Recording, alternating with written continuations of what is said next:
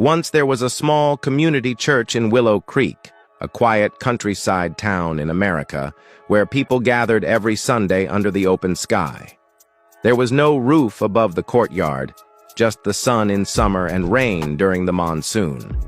Still, people came faithfully, standing through heat and weather just to hear the word of God. Then, one Sunday, the pastor stood before the congregation and made an important announcement. "Brothers and sisters," he said, "as you all know, our courtyard becomes unbearably hot during summer, and when it rains, it's almost impossible for us to gather and worship in peace. We need to build a simple shade or awning to protect everyone.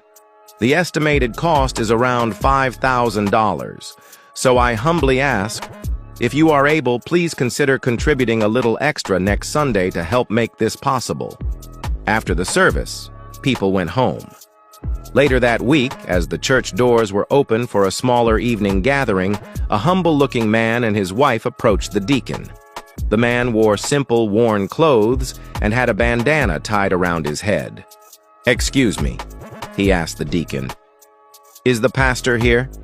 The deacon, perhaps judging by their appearance, seemed a bit dismissive. "Are you here asking for help?"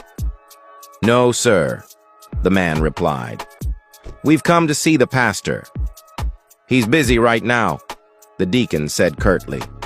But the man persisted. "Please, the pastor mentioned needing $5,000 for a covering in the courtyard. We've brought it with us." The deacon was taken aback. This simply dressed man was claiming to have such a large sum? He quickly went to fetch the pastor. The pastor came to the door and greeted the couple warmly. He too was surprised by their appearance. "Sir," he asked gently, "where did you manage to get this money?"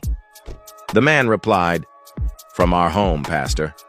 You see our clothes, and we may not look wealthy, but we work hard. We collect recyclable materials, cans, bottles, things like that.